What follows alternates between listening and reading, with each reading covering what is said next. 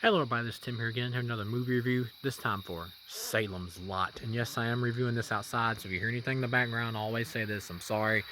This is the best I can do for right now, because I pretty much watch these movies any chance I get, or anytime I see a new movie and I come outside to do it, because I got a big family, and they're loud as fuck in the house. So I'm sorry if you hear crickets or frogs or anything in the background. That's just how it is. But bear with me. I just watched the new Salem's Lot from 2024, and looking at I watched it and then I looked at the reviews for it. Reviews are kind of a bit all over the place. I think critics overall didn't like it, but at the same time, critics don't like most horror movies. I mean, if you're looking at critics' opinions when it comes to horror movies, why bother if you're a horror fan? I mean, it's pretty much a waste of time. Um, but it's still all. It's kind of. I'm not sure what the audience score was. I didn't look at it on Rotten Tomatoes, but from what I've seen online, the from the horror fan audience in terms of like how horror fans feel about it, it seems to be split to negative. There seems to be some people that do enjoy it and do like it, and then there's other people that are kind of like just hating on it like it's the worst thing ever. Like I've seen some posts on Twitter where people are like, I'm sorry to report, but the Salem's Lot movie is awful. It's absolutely awful. And I just watched the movie and I gotta say, what did you watch? I mean, everybody's entitled to their own opinion, and I'm not gonna rag on anybody for their opinion, but like when people are hyperbolic, when they act like a movie's like the worst thing ever, that's when I kind of trip out. This film is, it's fine. I just watched it. As a movie, it's pretty much the basic Salem's Lot story. Stryker and Barlow the vampire, they come to town, they fuck everything up, take out the town, besiege it, eat everybody, turn them all into vampires, and then Ben Mears, the writer, and then this little boy or whatever have to like team up together to kick ass. The little boy is actually played by a black actor in this, and I believe he was white in the book. And I think I saw some people grabbing about that, saying, "Oh no, it's woke, it's woke." Enough with that shit. That's such an overused buzzword now. The little boy in this film, he's good. He's fine. I mean, he has some moments where he's a little off, but he's a child actor. He's not perfect, but overall, his character is good in here, and he does a good job. Um, and the guy who plays Ben Mears, I think he's also good. Alfred Woody is in here, or Woodruff, however you say her name. The black actress, she's good in here as well. None of the acting is bad in this. All the acting is fine. The guy who plays Stryker though in this one, or yeah, maybe Stryker or Striker, I'm not sure. Who's Barlow's like main servant. His acting is a little weak at times, but overall he does good. And I like the fact that they made like a period piece that takes place in I believe like the '60s.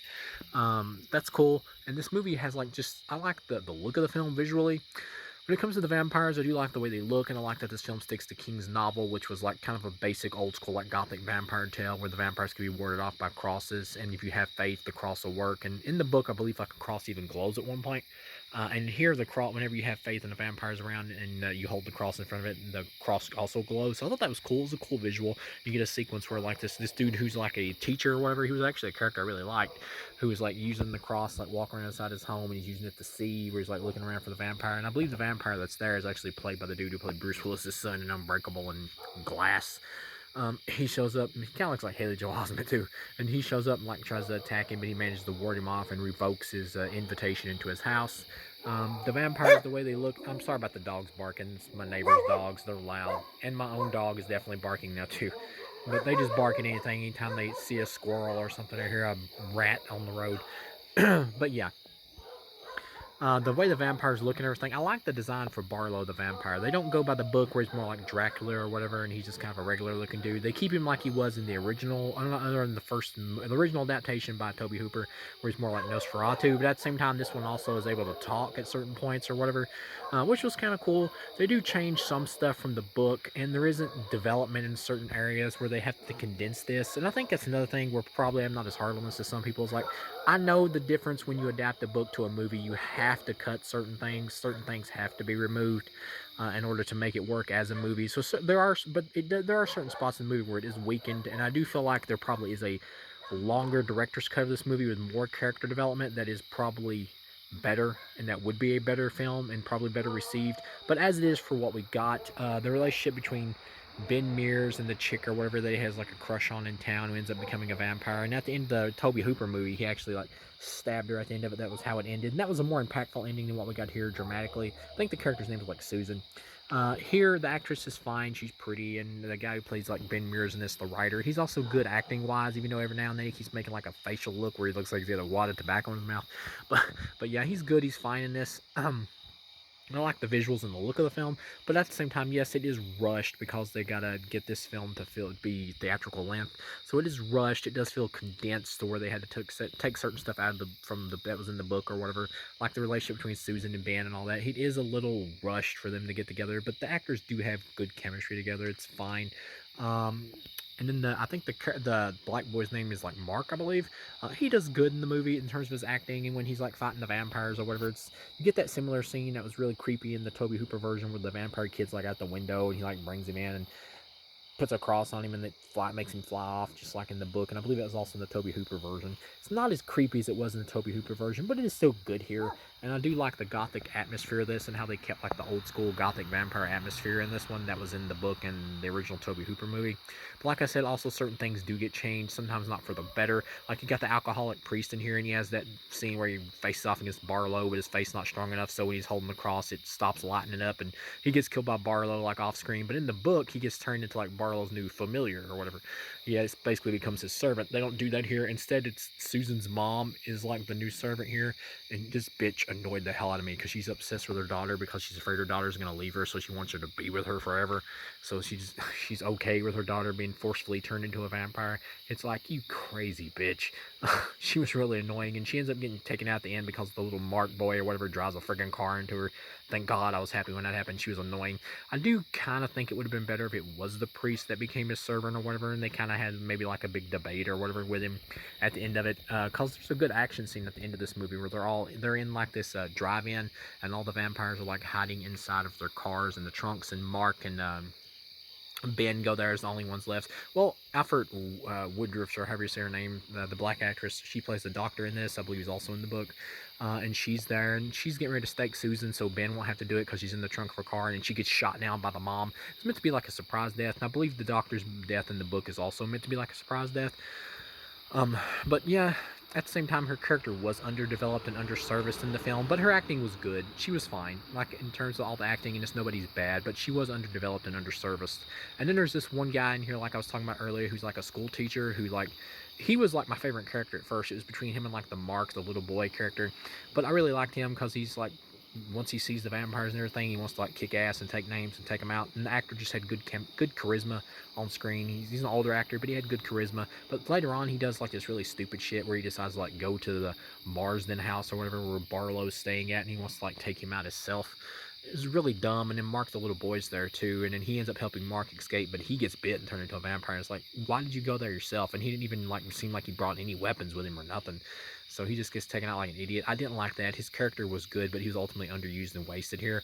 And I don't think that's how his character dies in the book. I believe in the book the priest might kill him after he turns evil. I could be wrong, but yeah, I didn't like the way his character was underserved here. I had an itch, so I had to move my phone basically there for a second. But yeah, I didn't like the way his character was underserved here. But the actor did good. Once he's taken out, though, and then Mark pretty much became my favorite character. But the guy who played Ben Mears, like I said, who's supposed to be the main character, he's good in terms of his performance. I didn't mind it. He was good in the movie, and in the action scenes, I think he does a good job. And I think him and the woman that plays Susan, did have good chemistry, even though their romance is a bit rushed.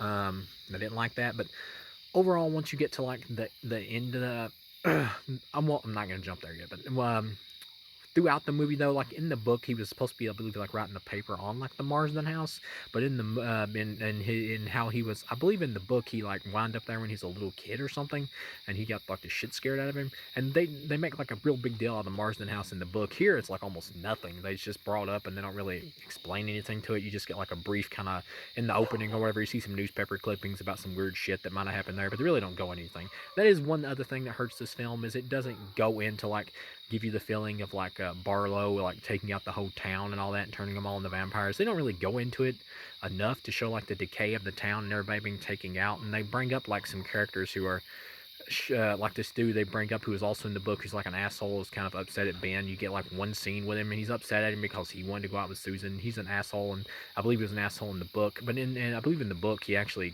ends up getting put in jail, and he like ends up killing himself because he starts turning into a vampire, and he like drinks his own blood. In the movie they do like nothing with him, and I'm sure there was a cut scene obviously where he probably got killed. But yeah, there's nothing here done with him. He just completely just disappears.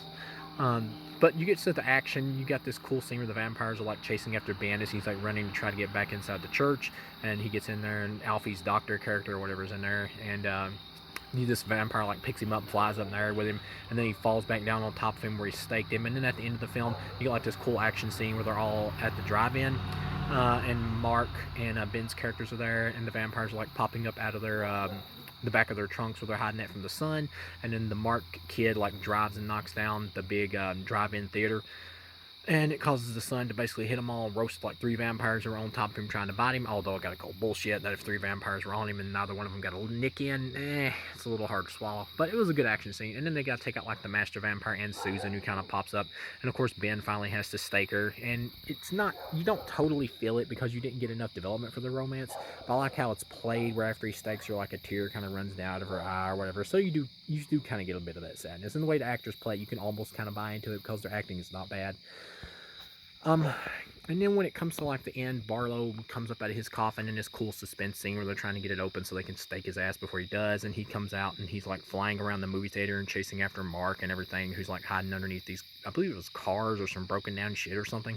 And he's like shoving his hands to different sides, and he grabs him, he's getting ready to eat him. And then Ben stabs him through the back of the head, and it comes out his mouth and pulls it back out, and you can like see a hole through the vampire's mouth and see Ben on the other side. Pretty cool visual. And so after that, he stakes him again and kills Barlow's ass. It's a decent little scene. He is still a bit uneventful in how they take him out, which in the book, I believe it's even more uneventful. But here, though, the way they take him out is a bit better, honestly, than the book, I think. And even better than in what was in the Tobe Hooper version, too, I believe. It's more of a fun action scene, but it still is a bit too fast. But he gets taken out, and then Mark and Ben are like in the car together, and then they're like, well, what do we do now? And it's like, we make our escape just like Harry Houdini, basically, one of the greatest magicians, and they just drive off to leave the shitty town as it goes off. But yeah, not a terrible ending, but the ending of I believe of the book that was also used for the Tobe Hooper version, where he has to like stake Susan at the end, where they go off like hunting the rest of the vampires who they didn't kill or managed to kill. That was more impactful than what we get here. It just kind of ends more on a little bit of a whimper. But not a terrible ending. All in all, they had to make some adjustments to make this fit as a movie, and as a movie version, and not comparing it to like the miniseries, because that wouldn't be fair, because you can't do certain stuff when it comes to doing a movie as you could in the miniseries. You can't develop certain things more, so you got to condense stuff more.